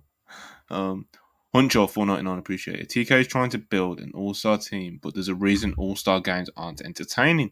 KD, Bron, Luca, Steph all can't go off the same game. Need some role players out there, bro. You need correct. Yeah. Robert Covington needs to get some run, bro. You need to get. That's like your favorite role player to cite. I love him so much. Listen, you need guys to rebound. You need guys to defend. You need guys to hit the corner 3-pointers. Not everybody can be a Murray ball handler. True. All right, so that was the super chats for now. Keep them coming. So we talked about the AEW signings, latest there. We spoke in depth about Okada. I was going to bring this up yesterday, but it was just a Fightful Select update on Andrade. Just bluntly putting that Andrade has finished with AEW and it has an agreement with WWE. I don't think anywhere has actually bluntly put it, you know. Even we broke the news that he was leaving AEW, do you know what I mean? But like we didn't like bluntly say he is going to WWE. It was like he's believed by people that where Sean is saying like he has an agreement with WWE. Anyway, Andrade's original AEW deal was only 2 years, but with injury time added, extended it to him being with AEW through the end of 2023. Numerous AEW talent said he'd mentioned that he planned to stay with AEW, but by the end of his run, told wrestlers that he was heading back to WWE. Charlotte Flair pushed for Andrade to return to WWE, and Andrade had actually pushed for Ric Flair to come into AEW. So he's leaving AEW with Ric Flair whilst he goes to reunite with his shoot wife, Charlotte Flair in WWE. So yeah, man, just a few details there on Andrade. What a character! He's a beast, man. I love Andrade, bro. He's he genuinely is like one of my favorite like wrestlers of today. Him, you know, he's a beast, man. I'll tell you this. All his tweets are funny, you know. All of them are funny. I want to add this. He was pushing for Ric Flair for 2 years. This isn't like that's not a new thing. He was making it clear to anyone that would listen in 2021 that he wanted Charlotte. He wanted the whole family. He tweeted the picture and everything. He wanted the entire family in AEW and was pushing for this. And at the time when he was going hard about this, he was at the peak of Charlotte's frustration in WWE because late 2021 she was not happy, and coming out of WrestleMania in 2022, Charlotte decided like she was telling people like I will never deal with Vince again. And she was like I just will never deal with Vince again. And by the time she came back, which is December, what a hiatus. She was working for Triple H. So there you have that. And you said, Monty, that Sean Ross was the first person to put it bluntly, but for anyone that's paying attention to Zelina Vega, she's like screaming from the heavens to anyone that would listen every day. Andrade's coming. No, but she didn't say Andrade has signed for WWE, and you know what I mean? Yeah, yes. 2 days ago, she like Andrade like posted a workout picture, and she just replied with an hourglass emoji, and I'm like, why are you allowed to do this? Do we think it's the Rumble? Is that the belief? Sure, it's possible. Very possible. We'll see. They were gonna trot him out the first week of the year, and then they changed their mind. But and I think part of that was also that he wanted to tend to Ashley. So I need him back on my TV, man. Miss him. Yeah, already. It's only been a few weeks. It's too long, bro. It's too long. You know what? You know how I noticed, Joe? I was watching Collision, and I was like, why don't I like this as much? And I was like, oh yeah, Andrade's not here. All right, so my next thing I wanted to get to is there's been a few injury and return updates. So of course I'm sure everyone by now knows about Cora Jade, torn ACL, took a picture on crutches. She could be out for up to a year. Charlotte Flair's posted multiple post-op videos of her doing some light training. So a lot of people very, very optimistic about, a lot of people kind of just seeing her, I don't think it's anything too crazy out the ordinary, a bit of movement after an operation, Well, of course, shout out to her, because if anyone knows Charlotte Flair or anything about her as a fan, it is that she's probably going to try and do some miraculous speedy recovery on this injury. So, she's a grinder, bro. So shout out Charlotte Flair for starting that rehab grind already. Dakota Kai, she said on Twitch that her rehab is going well, but she doesn't have a clear date yet. Keith Lee is set for a double surgery, according to his private Twitter account. Kenny Omega will reassess where he's at in 7 weeks and see if he needs surgery, because at the time he was diagnosed with diverticulitis, his inflammation was too severe to do a surgery. So they're going to reassess it, like I said, in 7 weeks. And Seth Rollins pulled from WWE shows. And of course, the more recent update from WrestlePurists being that he's got an announcement on his status on Raw this coming Monday. Austin Theory suffered a concussion in that scary spot with Carmelo Hayes. Carmelo Hayes was sweet, evidently, because he wrestled on the NXT. And Brock Lesnar set to return, Joe Hulbert. So probably a Rumble. Probably a Rumble. What do we- or what just do we think before the- for a Rumble match, or, Yeah. What do we think the Mania match is for Brock? What's Great the? I really do not know. There's not an obvious answer, right? It's You can't fascinating. say Gunther the answer to everything, it's like, who should I also Okada just wrestle? don't- Gunther. Who should CM Punk wrestle if fucking Seth Rollins is It like feels like Gunther? Gunther's. It feels like Gunther's going to drop the IC belt there too, and it's like, I don't think it's what. I don't know. Someone asked me the other day on one of my solo shows, like, "What's Brock going to do?" And I was at a complete loss. I don't know. And you know what's the funny thing about it? If this was the Vince regime, Brock is the go-to answer when a belt is vacant, and like when a belt It would be Brock. Yeah. you call Brock and he wins it, like, because he's like one of those guys who's so credible, Joe, that like he can just walk onto a WWE show and just win a title in his return match, and you're like, all right, it's happened like 5 times in Yeah. like in 2010s. It happened so many times. So I don't know if Hunter feels the same. Like he kind of he gotta have the same relationship with Brock Lesnar. I don't think he does. Hey, Brock, you want to just win the big gold? So. Yeah, that's the returns, injury updates, just at a quick glance. Picture to you go guys. on, Ibra. Hey, man. Punk and Brock for the big gold. I'm just saying. I'm not mad at you. Mm. No, I'm just. Someone said Ober Fairman. I'm not mad at you. Fuck. We mentioned earlier about Not like mad at you. Shibata and Okada. One of those matches I'd be hesitant for them to try and do a sequel. Mm-hmm. Brock and Punk is close to that for me. That match is a masterpiece. Mm-hmm. I don't know. Do I want to see them try to follow that up in 2024? I think rematch is still 4 stars. A very different match though, wouldn't it? It'd be very different. Because the other one went like 20 minutes, right? It's one of the longer Brock matches of this. It went run. more than 20, bro. It went like Yeah. 20, like 27 minutes or something.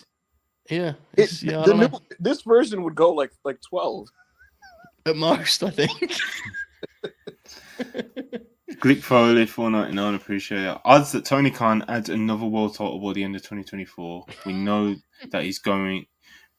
We know that his go-to booking crutch for his bloated roster problem. Odds. They can't. Only if he can buy the big gold from Endeavor. Yeah, then we'll be okay with it. But yeah, any last minute super chats you want to get them in now? Because for me, I think we're going to be wrapping up pretty soon. And do a quick weekend preview. I don't think there's any like pay-per-views or anything on this week, is there, Joe? I think so, Just, mate. it's just our standard. It's just our standard Smackdown, Collision, Yes. Rampage. That means that on Sunday night, when I'm sent the list of matches that we'll be rating for WrestlePurists, I can sleep easy, I can relax. Man, that's the best, Joe. The Yeah. worst is when I'm behind on the match guide and I have to like rush Yeah. the day. Oh, that sucks. It's not fun. When I've gone through everything and there's like I have a day to spare, it's like, I could watch some bullshit, Absolutely. All right, so we got on SmackDown. We'll start there tonight. We have a huge contract signing set for Roman Reigns, Randy Orton, AJ Styles, and LA Knight. We have a Randy Orton versus Solo Sikoa singles match. Oh my god. Oh yeah, 3.5. match guide. 2.25, maybe. I I don't know. have information on that one, actually. Legit. And on the WWE website, because me and Joe pop at these the way that WWE just worded it. The Viper takes on the Bloodlines Enforcer. Let's fucking go. I want you guys whose call or /pitch /ask this was. Nick Aldis. No, No. Randy Orton. Randy Orton. Yeah. He said backstage a couple weeks ago, I gotta work the big fucker before the pay-per-view. Bro, that clip at the end of SmackDown last week where he's like, screw his big ass. It's like Randy's just Solo is going to settle into a nerve hold at minute 2. And let me tell you, when Randy makes his comeback at minute 10, the building's gonna be rocking. It's gonna be special. It's gonna be disgusting just how over that comeback's gonna be. Like after like just 7 minutes of nothing. Also, you might as well just make that match. The beauty of the game. Bro, just make the match 6 minutes. Just make it 6 minutes. It's not even gonna have a finish either, is it? Anyway, Roman's gonna come in to cut off Randy's comeback with a spear. Everyone's gonna fight and do their finishers. Yep. Yeah. All right, we got Kevin Owens, the Kevin Owens show with Logan Paul. Okay. Big guest, brother. Big guest. We got a women's tag title match. We got Kaiden and Katana versus Alba and Isla. I don't think I've ever watched that tag team wrestle. So Alba Fire's decent. Isla Dawn, I haven't actually seen enough of. So they had a tag. It may have been that match I reviewed on NXT TV. That exact pairing. I don't know. It was in the guide once upon a time. That probably did happen on NXT. Yeah. Time or two. But this the WWE titling for this is the Unholy Union look to make Chance and Carter's WWE Women's Tag Title reign disappear. Beast. That was a little late. They could have gotten a little more colorful. Alright, and the last thing on the site here, on the Smackdown preview is the LWO to take on Santos Escobar, Angel Humberto in 6-man tag team action. My God. Never open weight 6-mans on the line, brother. I saw the graph. I was like, this is a worse version of last week's match because they just took last week's match and they said they just threw Carlito and Santos in it. Carlito could get a cool hot tag. I watched I had like spare 10 minutes and it was suggested to me on YouTube, Escobar and Kevin Owens. Was there like a conversation about that match they had? Because I found that match to be like incredibly puzzling. It was a very strange wrestling match. Escobar, he looked like he'd rather be anywhere else in the world. It was very funny to me. I think that might be the match where it's like the first half. I'm like, what's happening? And then they settle into a decent match. Yeah, it wasn't like it was bad. It was just like he looked like absent while he was refereeing. I'm not sure. That's exactly that's how I would describe it. Yeah, that sounds right. Yeah, it came together like after like the second commercial break. Escobar's work, he's very like spotty, very up and down. It's like he goes in one match, he swings violently in quality. It's crazy. It's weird because there's some matches where I'm like, yo, he's dialed in here, and I'm like, what? Like, is he all right? Yeah, exactly. Yeah, it's weird. All right. Okay. So that's SmackDown. Adding Spotty Santos and Carlito. The big man. Oh boy. All right, let me go on Twitter and search AEW Collision. Oh hell yeah! Captain Cope is back in action. I don't know why I'm skipping Rampage kind of Rampage. The Rampage cards looks good, man. But apparently the Darby Jeff match is like kind of crazy, hilariously. So okay, so on Collision we've got Eddie Kingston and Ortiz versus Claudio and Bryan. Lovely. Oh, some real grab right there. Oh, that's lovely. That is. Please let Ortiz talk a little bit before this match. They should do those promos they used to on Collision, like the ones before Elton John. Let's do those. We've got a Cope Open. Who are we thinking this week, fellas? Brock Lesnar. We'll probably get the Anthony Henry match here. Right? Yeah, Anthony Henry or something like that. Yeah. All right. What else we got? We got Mox. We hear from John Moxley. He returns on AEW Collision in St. Louis. So I think you should call out Samoa Joe. That's just me. Oh, yeah. So do I, mate. Do I, mate. A lot has changed since the last time I was in AEW. It's just like got a new guy. Go talk shit about him too in the media, man. That should be that's money. We've also got Buddy Matthews versus Daniel Garcia. Lovely. Oh, this is Joe Hulbert Promotions. This isn't it? Oh, what a lovely time. This is a good lineup. Yeah. Hip toss. Drop down. Is there anything else? Arm drag. I can find? I'd imagine that an hour before the show, we'll probably get the announcement of a Sky Blue match. Well, you get what you get. It's a great tradition in professional wrestling. Alright, Rampage, what can I find here? Jericho versus Seidel. Monkey's paw. Chris Statlander versus Queen Aminata. Lovely. Penta versus Anthony Henry. And Jeff Hardy versus Darby Allin, which has got some promising reviews. I have to say. Very ambitious from Jeff Hardy, I'm getting told. So God bless. And that's Rampage and Collision. Yeah, fellas, what match are we circling then? It's on none of those shows. We forgot the big match. I don't even know who he's wrestling, but Nick Nemeth is working Puerto Rico tomorrow, and it's on Fight, so I may do one of the more unhinged things I would have ever done and watch that show. I think Cardona's on it, which is you have to review it, right? You have to review that, yeah. Yeah, that's a match goal. That's match quality for the Friday, you know. What if he runs the razor, brother? What if he does it real? You know, what if? Does a proper? That's probably what he's gonna do, a real Puerto Rican day, coast to coast. You know, yeah, he's gonna do it properly, brother. He's gonna have a brawl and bleed, and God, that would rule. Could you imagine Ziggler doing a bloodbath, bro? Oh my god! With the hair, it'd be awesome. His post match promo, he's just kind of like. He's just like, Carlos Colon! He's just naming Puerto Rican legends and stuff. Yeah, good songs. We're going to get many pops out of Nick Nemeth for sure, I think. Anyway, let's do these last super chats and get out of there.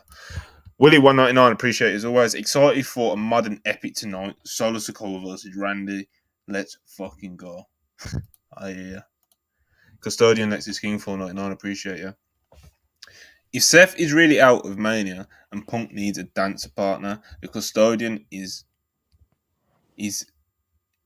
and to make his Mania debut. Fuck this own bit up. A stadium full of registered Lex offenders. You can't even get your super chats right, brother. You ain't getting that Punk match. Will Chisholm, $5, appreciate you. Have there been any talks about who might be Bianca's Mania match? Since it feels like it was Charlotte. Yeah, I haven't heard. I think it was, wasn't it? It was gonna be Charlotte. That was at least the early discussions. It was gonna be Charlotte. Charlotte was gonna turn heel on her for the 19th time, but yeah, we'll see what they do now. I think they should pivot to Jade Cargill personally, and I think you build that as a super match in a stadium. 12 minutes, bombs. Can Jade Cargill end Bianca's WrestleMania undefeated streak? You know. Trust the process, 34, $4.99. Do you think Tony Khan would debut Okada or Mercedes at Revolution, or would he avoid taking the spotlight from Sting? I don't think Mercedes is going to be Revolution, and Okada is. I don't actually know how they're going to play that debut. As one living legend, leaves AEW, another enters. Like, frame it that way would be pretty cool, honestly. You know what I could actually genuinely see? Some type of backstage skit where the Bucks run up to Okada and they go like, "You're more of what we've been asking for with AEW. We're trying to change the world. Out with the old, in with the new. We're friends. We've known each other since New Japan. Join us. Join our cause, Okada. You got to be a part of the Bucks." What's the trio name? I don't even remember, but some type of thing where they kind of like try to work him into that, and Okada basically just kind of like indifferently waves it off. I could see some type of. Was that a Matt or Nick Jackson impression you were doing there, Ibu? I think that was Nick, because Matt. Have you noticed he sounds like DDP now? Weird groveliness. Like he's kind of like, yeah. There's a lot of talk of reports. I did notice that. Yeah. Listen to it. Yeah, he's like. A lot of rumors, Renee. You've been saying that, Renee. I'm like, what? Sounds like he's signing autographs at a convention. Ryan 94 $4.99, appreciate it. With the addition of Ospreay and Lightly Okada, would you now be in favour of a hard roster split? Listen, I'm one of the few people who's like not strongly against hard roster splits at all. You know? Yeah, me too. I just think it's all about just how you do them. I think conceptually as an idea, like, I don't actually see many flaws with them, to be honest. It feels like the wrong time for AEW just because, like, they're trying to get their ducks in a row and have this like rebuild year. But like, just as a fan who watches the shows regardless, I do enjoy the brands. But I think it gives opportunities for guys that are otherwise going to be kind of hidden. So yeah. Caden Lee 199, appreciate you.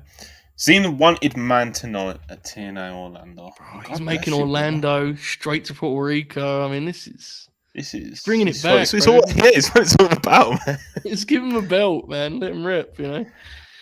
Hush 199, appreciate it. They're doing the viral Joaquin NXT spot, aren't they? The Joaquin World spot where he like fucking. It's cool. I don't even know what word I'd use, but he just flies off the ropes. He does that very cool spot. He definitely should do that on Fox, yeah. Probably. Santos fails to catch him. It's like, all right. Can we see Trinity at the Rumble? Yeah. You think she comes in at the Rumble? Yeah. Especially because she's like, one of her things is that she's known for having like the cool Rumble exits. She'll probably go quite far in it. I think she might be the Bianca match, honestly, but I could be wrong. I would not be mad at that at all. It would be cool if they had like a Mania destination for her, you know, like because when you're coming back in Mania season, that's always the thing. It's like, you know, it's nice to have some like a route waiting. So we'll see. The only issue with that is, would she be a heel? It's kind of, I don't know. The more I think about it now, I could see her and Bianca tagging against the Kabuki Warriors. You know, that match could actually be like quite, especially with the right layout. There's a version of that match that would rule. Absolutely. Yeah, well, there's going to be a lot of movement this year. We've been saying it for a few months now. I know Sean's been saying it for a while as well. But yeah, we're only we're less than 20 days into 2024, and it's already kind of been very interesting in regards to like free agency and who's going to go where and who's going to show up where, and people who have already showed up in promotions. It's you know, got a lot to look forward to. But Okada has been the main one we spoke about today. Of course, at the start of the podcast, just getting a last minute super chat in from Huncho 199. Appreciate it. Ibu, latest you heard on MJF. He has not gotten surgery. He's trying to rehab this thing naturally. He's gotten injections in his shoulder, and he's just kind of chilling and enjoying his separation from AEW as much as he can. He should get the surgery. I always think if you're in like your 20s and you're a big star and everything like that, so if you get injured, get the surgery, bro. It's not worth you're not at a point in your career where you need to grit your teeth and I gotta get back. Like, he's not at that point in his career, bro. Obviously, it doesn't matter because he's already staying, right? He's signed. But I think the way the lay of the land is going right now in wrestling, I think this would be a right time for MJF to pull a Cody and look around and say, time to leave the territory, to be completely honest with you. I actually think this would have been an opportune time to just kind of change sides. Yeah. Bro, the assumption is that he's fucking signed the deal, so it's all just air, isn't it? It's not going to happen. He's staying.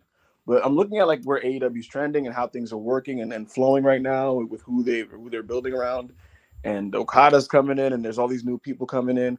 I think honestly, this would be the opportunity to just kind of be like, all right, fuck it, let me just see what happens over on this place, you know, from a personal standpoint. Yeah, I think Charlie's 100% on the money here. So being injured is never ideal, but he's in the literal most ideal position to get a surgery right now. Like, he's sweet, man. Like, I think anyone that's, obviously there's a lot of moving pieces in AEW that are kind of connected to MJF, but I do think that all of them will be able to kind of find the way naturally of where they would end up anyway without him being there. Say if he's out for, 10 months, a year, or however long if he does get the surgery. I understand him wanting to get back for certain reasons. Maybe that's one of them, but at the end of the day, bro, if he can sit on and get surgery and rehab it properly and still get paid every week, I just think at his age and his position in the business, I think that's what he should be doing. I don't think he should be rushing himself back for anything.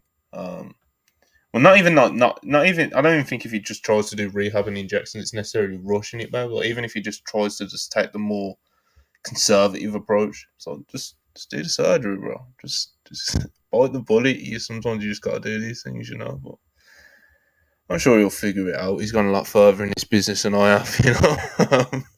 It's close. Listen, Ciampa turns on Johnny Gargano, but then what was it, Joe? Like neck surgery or something? He got some kind of surgery, and they didn't circle back to that for like another year. You know, and I don't think people. I don't. It didn't hurt the story. You know. Yeah, it's I'm sure he'll figure it out. You know, obviously, like the most hurt person would be like Adam Cole, who is also injured right now. And I think because Adam Cole's Adam Cole at the end of the day, like he's not living or dying on MJF's involvement in the promotion. You know, he's Adam Cole. So I don't know. He was living or dying on it a few months ago. Let's be real. Let's be real, man. Max. So what you all about Max? The one thing that goes without like debate is he did a lot for Adam Cole in the summer. Like seriously, yeah, he did. Going into that feud. PPR.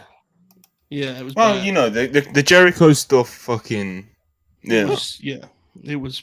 So it's not, that's what I mean. Like, as long as they don't have a catastrophe like that again, like, it's Adam Cole, man. He'll be fine. No, you know what? You know where I'm coming from. I get you completely. Jericho just like looking around and rubbing his hands, and he's talking with Don, and he's like, "What if we get the Undisputed Kingdom in our stuff?" Yeah. All right, last super chat. Just the process 34-199. What would you make the Wembley main event as of right now? Swerve Strickland and Will Ospreay. Okada and Omega.